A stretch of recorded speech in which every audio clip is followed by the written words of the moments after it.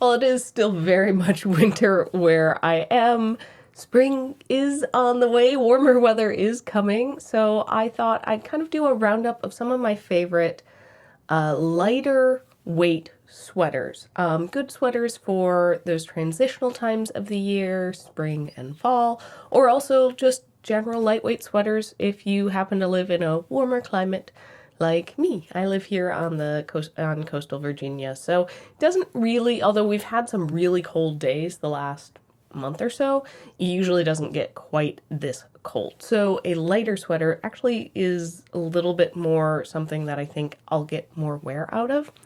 I am currently wearing my favorite fingering weight sweater. This is the catnip pullover that I knit up in Knitting for Olive merino. I love this sweater. I've gotten so much wear out of it because it is fingering weight. So it took a little bit longer to knit it up, but I've gotten so much more wear out of it because it is still warm since it's that merino, but it's also not too warm, so I've gotten to wear it in kind of all different kinds of I've gotten to wear it a lot more than some of my heavier knits. The sun just keeps going behind these clouds, so the color temp is gonna change in brightness.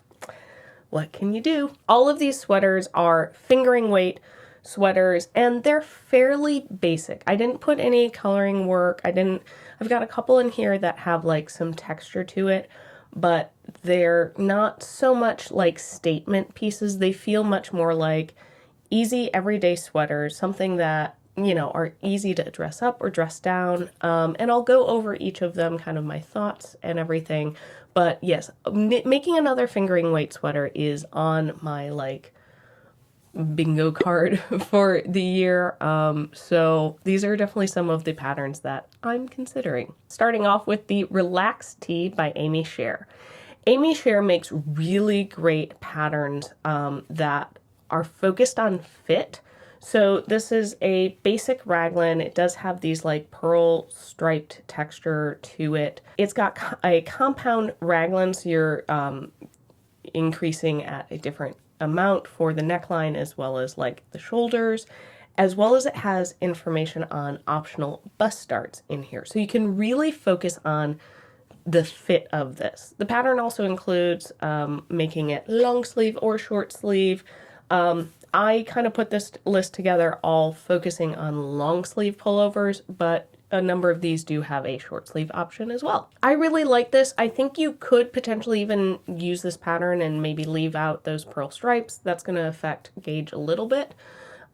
If you want just a super, super basic raglan pullover, but I do like that like pearl stripe. It adds a little bit of interest. You know, from far away, you're not really going to notice, like, it's not really a striped fabric, you know, with different color yarns, but it does provide a little bit of interest, especially up close or like when the sunlight hits it. I try adding a light and then the sun decides to come back out. But yeah, as I was saying, I think this is a really good, very basic pattern, but I do like the focus on how it's going to fit. It feels like it's going to, you know, it's not going to be an oversized. It feels like it's something that is going to be a little bit more of a fitted, classic look to it, which I like. I think there's a time and place for an oversized sweater, but also sometimes you want something that does have a little bit more fit to it. And I think especially with a fingering weight, it's going to be a lighter weight fabric, so having something that's a little bit closer to your body, it's going to look good. It's still going to have a good amount of drape. And I think especially this would be a really good pattern to show off some really nice like hand-dyed yarn, or just like a really great color yarn that, you know, you don't want to add a whole lot of texture or a whole lot of things going on. That can be the focus of the fabric. We got another Amy Sher, and that is the Slightly Sassy V. I think actually this was one that was suggested by one of you folks watching on the channel, so thank you so much for cluing me on to this sweater. As you probably guessed, this is a V-neck. It is a raglan, and it's also got that compound raglan feature to it. Again, optional bust darts as well as instructions for short sleeve or long sleeve.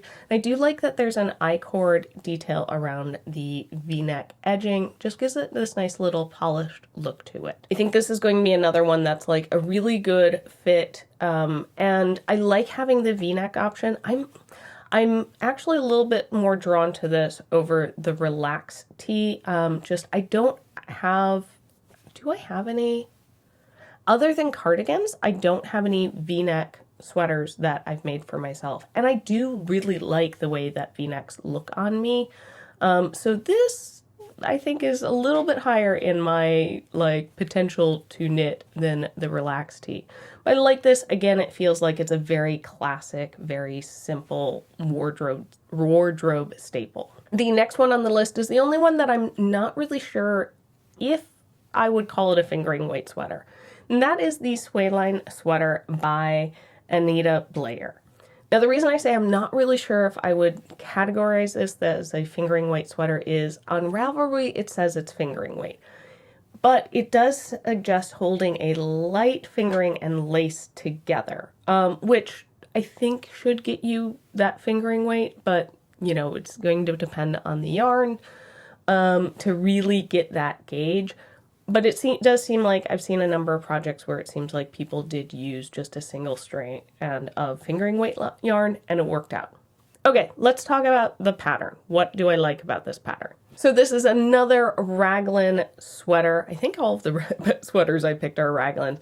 It's a crew neck. It's got this really nice ribbing, and then it has this really nice kind of ribbing shoulder detail that runs across the shoulder and down the sleeve, and it also runs along the side of the body to add this like really nice like visual lines to the sweater. With this detail, for me, it gives a little bit more of like this like cool visual structure to it that I feel like dresses up the sweater a little bit. I could see this being a little bit easier to like really dress up, throw it on with a pair of slacks and like some nice jewelry, or with a skirt or something like that, and it can dress up a little bit more, like maybe not dress down as much. I could definitely see it with jeans, but maybe not sweatpants. But I think that also might depend on your yarn choice. I really, really like this one.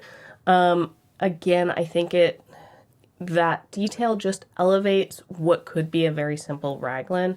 Now this one doesn't have like all of the fit stuff going on with it. It does look like that it has some videos that help you go through the pattern, so that might be helpful if you're somebody who's like kind of new to some of the techniques used in this pattern. It does have twisted stitches, so if you're somebody who doesn't enjoy doing that, you might want to steer away from this, but I think the twisted stitches look really great, and it's what gives it like that clean, crisp structure. I think if you were to just do like a regular, you know, knit and purl, you're not going to get as crisp a look to those lines on the shoulder and sleeve. Okay, the next two I have are striped sweaters.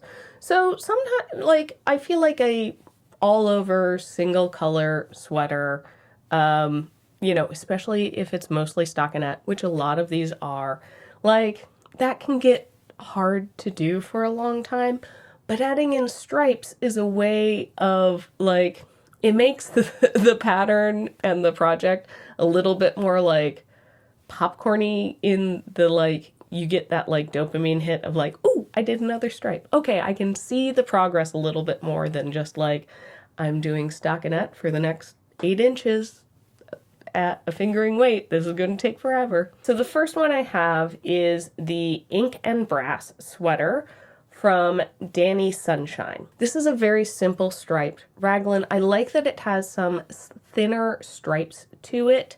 I think especially at that like fingering weight, it's going to look really nice. I do like a thick sweater, thick striped sweater, but the placement needs to be pretty precise. This features German short rows to help shape the neck, and it also has a twisted ribbing, which is going to give it that really nice crisp contrast against the rest of the project, which is stockinette. The stripes look really great across the body and then onto the shoulders and sleeves. I like how everything lines up with this.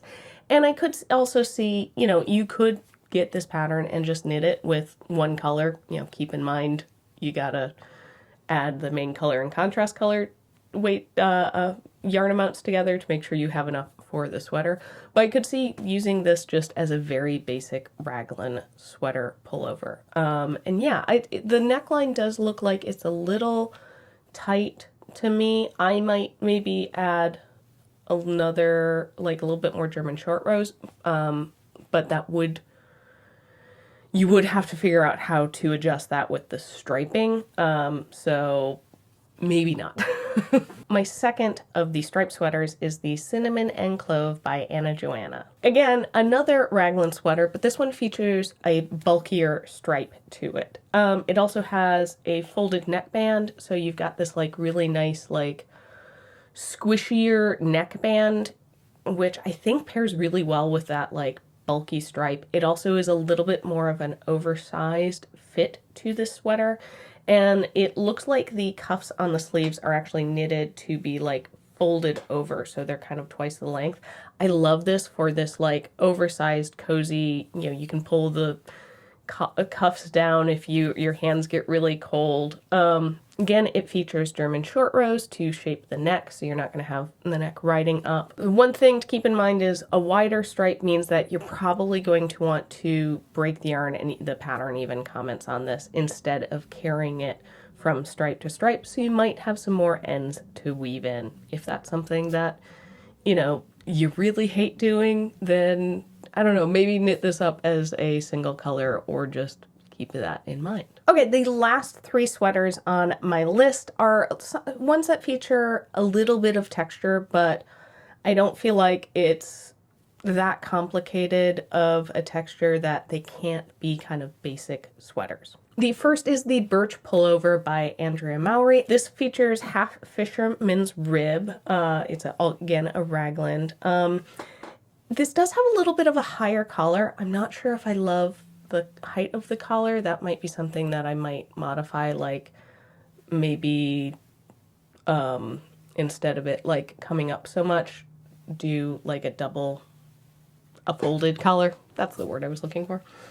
But I do like how the ribbing and the raglan shaping stand out against this fisherman's rib. It really adds a lot of visual interest. It's kind of this very simple ribbing at the collar and cuffs, but it just pairs really well with the half fisherman's rib. This is top down, so you can make it any length that you like, and the half fisherman's rib just looks like this really nice squishy texture.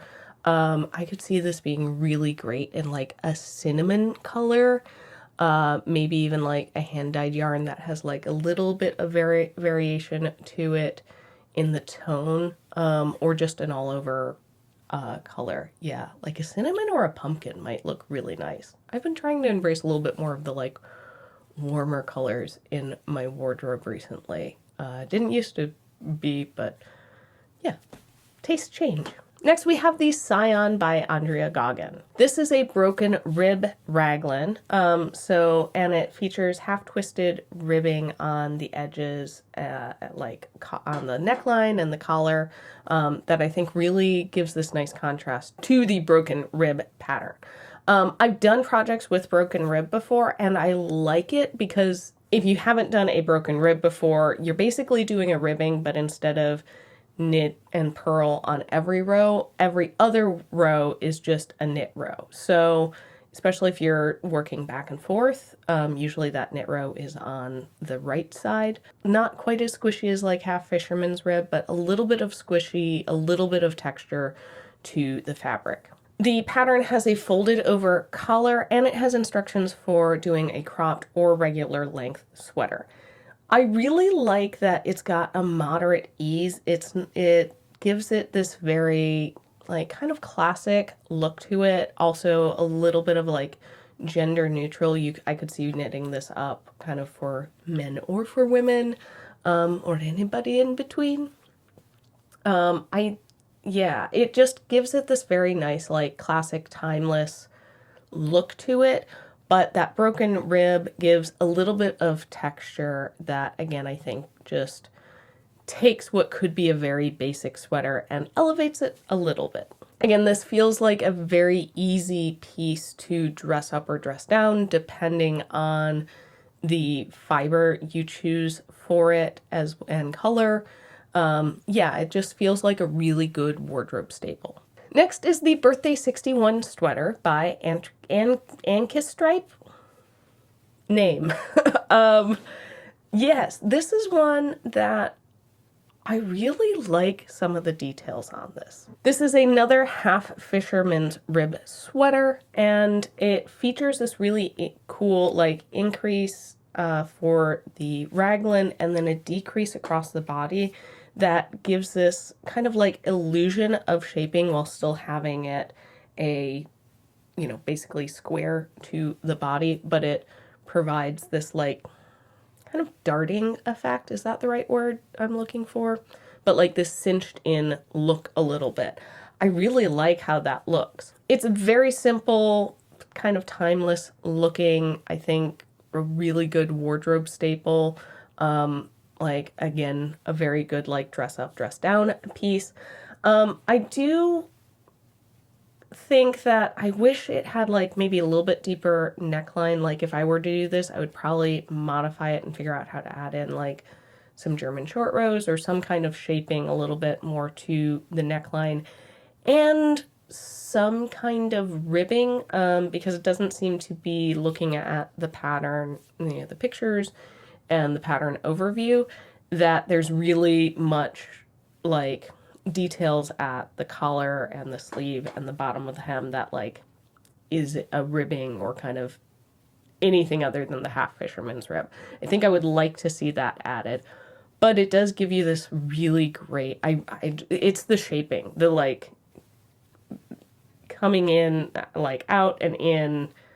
I just really like that. So that might be something that maybe like, if I were to knit this, I would make some changes to the collar and the cuffs, but definitely keep that, or maybe figure out how to add that into another sweater.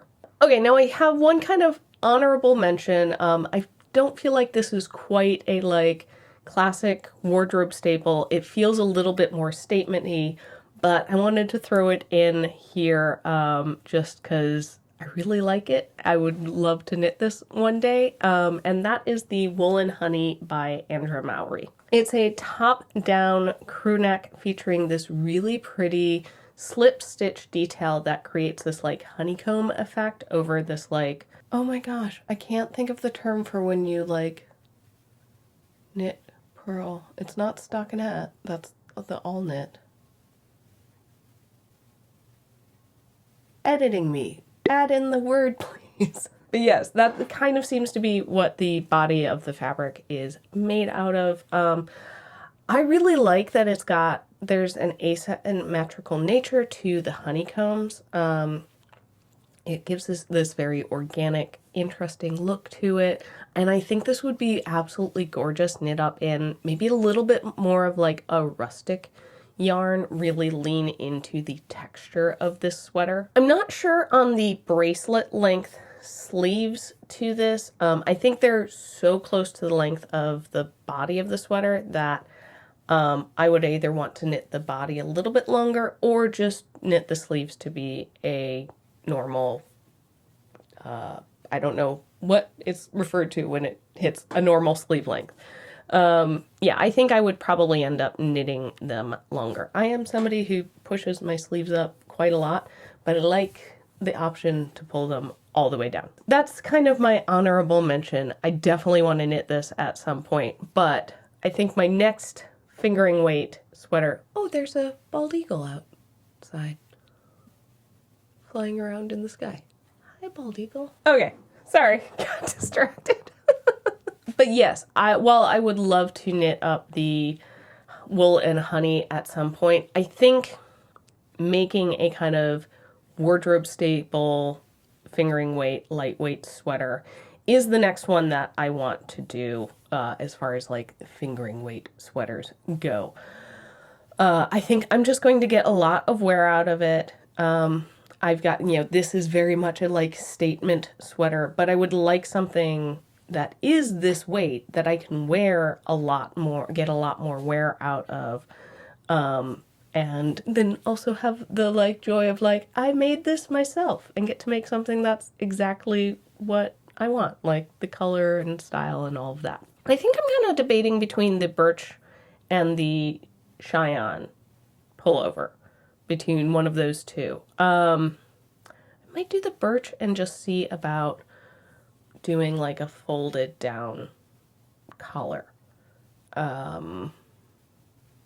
Yeah, I need to dig into the like project pages and see if anybody's done that. If you have suggestions for adapting it, let me know in the comments below. I would love to know, what are your favorite sweaters from my list? Or do you have another fingering weight sweater that you've made or that you're, is on your like favorites or project queue? Let me know. Maybe there's something that ticks off, the thing I really like with the birch, but has a neckline that I'm going to like. I do like the look of the higher collar. I'm just somebody that like stuff touching my neck bothers me. I wish it didn't, but it does. I have to be very specific about like the handful of turtlenecks I have. I'm very picky when it comes to that. Thank you so much for watching. If you want to keep up with a little bit more of my like day-to-day or dig into my like specific projects, you can follow me on Instagram for my day-to-day and my Ravelry for the project details.